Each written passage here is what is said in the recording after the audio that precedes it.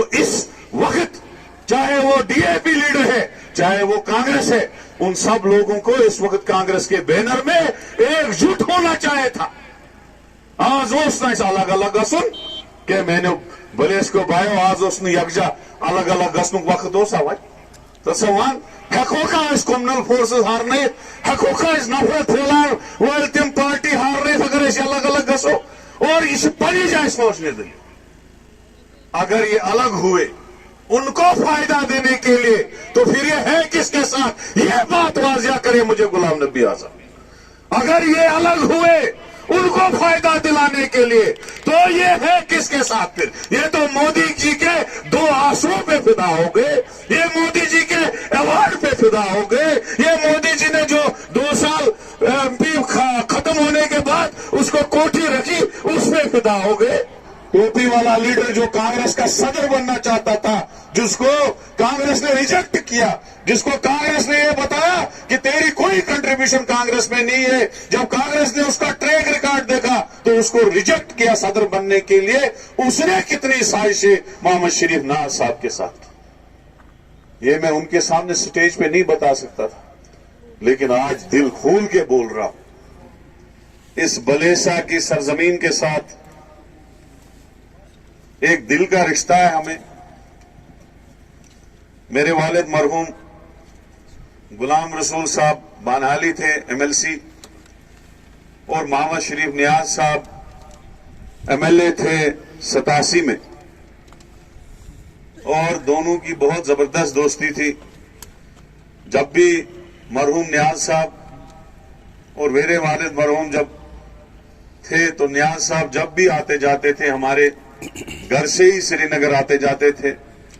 हजारों की तादाद में अभी भी पिक्चरें, फोटो, तस्वीर हमारे पास इस वक्त भी मौजूद हैं। अल्लाह ताला आज दोनों जो है इस वक्त दूसरी दुनिया में है, अल्लाह ताला दोनों की मगफिरत करे, जन्नतुल फिरदौस में आला मकाम अता करे। दूसरा रिश्ता मेरे वालिद मरहूम के यहाँ पे पीर कामिल जनाब गुलाम रसूल अवैसी साहब द्रेवड़ी से थे, जिनकी बैयत थी उनको, और वो अक्सर उनके पास आते जाते थे। तब बहुत पैदल रास्ता था, अब तो गाड़ी जाती है, और मेरा भी बचपन से वहां आना जाना है। तो अल्लाह ताला मरहूम गुलाम रसूल साहब को भी जन्नत नसीब करे। तो आज इस मंच पे आपके सामने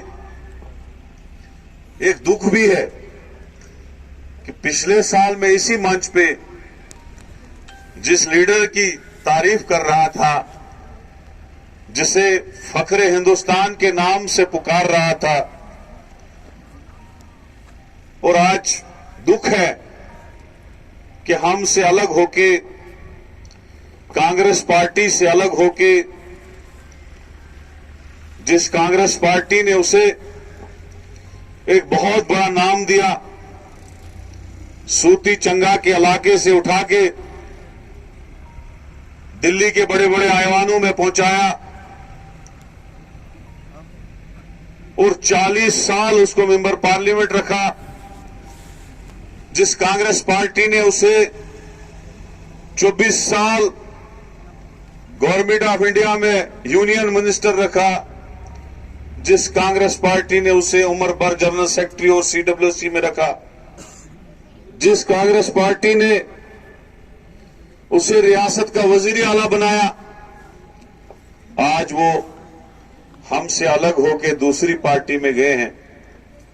बहुत दुख हो रहा है, क्योंकि जो बंदे का शुक्रगुजार नहीं वो अल्लाह ताला का भी शुक्रगुजार नहीं होता। जो बंदे को इज्जत दे, सब कुछ दे, बंदे को उसका शुक्रगुजार रहना चाहिए। तो बहरहाल वो चैप्टर क्लोज हुआ। आज उनकी पार्टी अलग है। कांग्रेस पार्टी वही पार्टी है जो 150 साल पहले बनी थी, जो हिंदुस्तान को आजाद करने के लिए बनी थी, जिसमें महात्मा गांधी, पंडित जवाहरलाल नेहरू, मौलाना अब्दुल कलाम आजाद और भी बहुत लोग जो थे जिन्होंने आजादी की जदोजहद लड़ी, हिंदुस्तान को आजाद किया। और आज अगर कांग्रेस पार्टी हिंदुस्तान इतनी बड़ी ताकत बन चुका है, वो कांग्रेस पार्टी की देन है, वो किसी और पार्टी, वो बीजेपी की देन नहीं है।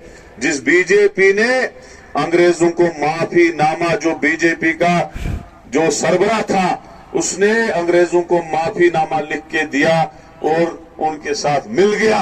आज वो नेशनलिज्म की बातें कर रहे हैं, लेकिन नेशनलिस्ट अगर कोई है वो कांग्रेस पार्टी है। वो हमारे रमन भल्ला साहब हैं, वो हमारे पंडित मगध राम जी थे, वो हमारे यहाँ के अरमान साहब थे, वो हमारे मोहम्मद शरीफ नियाज साहब थे, वो मेरे चाचा सनाउल्लाह और गुलाम रसूल थे। क्योंकि नेशनलिस्ट कांग्रेस पार्टी है, बीजेपी नेशनल कम्युनिस्ट पार्टी नहीं है।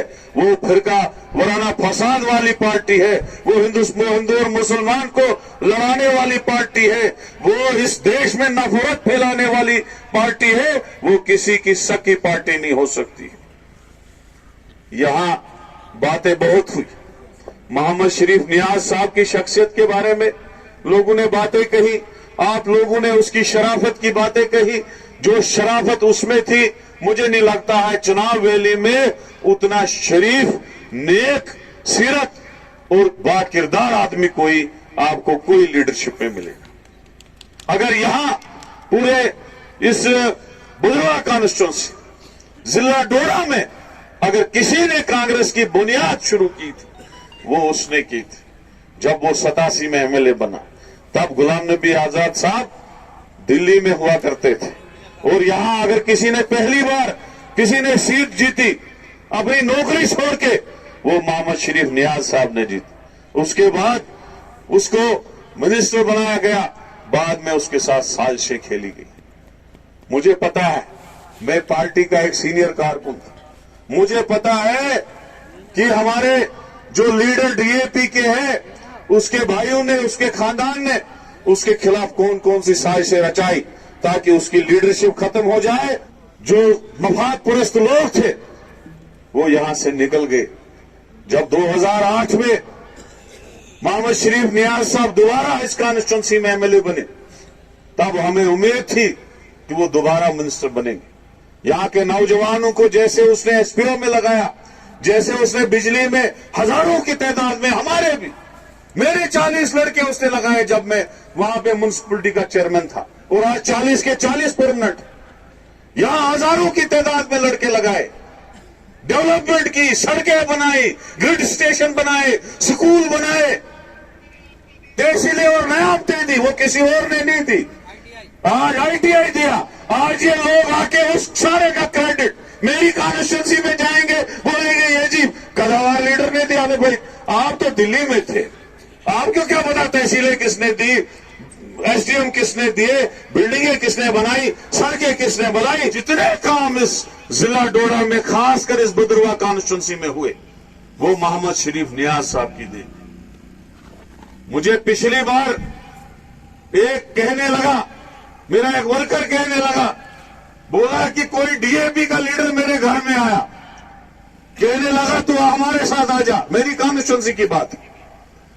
तो मैंने उसको एक ही बात कहा, मैंने कहा तू मेरा हमसाया, चल मेरे बाप की कब्र दिखा कहां पे। जब वो कभी उसके ताजियत भी नहीं गया, उसकी शादी में नहीं गया, उसके दुख दर्द में नहीं गया, उसके जनाजे में नहीं गया, उसके फातिया में नहीं गया, तो आज बोलेगा तो पार्टी चेंज कर। और यही इन दिल्ली वाले लीडरों की हालात है। कब आपकी खबर ली गई? इवन कि मोहम्मद शरीफ नियाज साहब के जनाजे तक नहीं ये लोग। बहुत दुख की बात है। जैसे मैं एक ही बात कहूंगा, कांग्रेस पार्टी सेकुलर पार्टी, हमें दुख है। हम अपने लीडर से कहते थे किस तरह से हम एकजुट होकर बीजेपी को, सारे सेकुलर फोर्सेस मिलकर इस बीजेपी को यहां से दफा करे, क्योंकि इस बीजेपी ने हमें बेकारी के बगैर, बेरोजगारी के बगैर, तंगई के बगैर और महंगाई के बगैर कुछ नहीं दिया। ये चीजें सोचने की जरूरत है।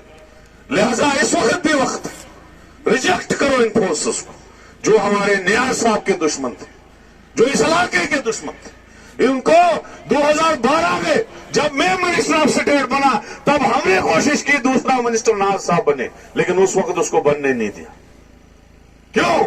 उसके खानदान वाले लोग ही उसको दुश्मन समझ रहे। हालांकि उस जैसा नेक इंसान, साफ इंसान और उसका हमदर्द कोई नहीं बनेगा।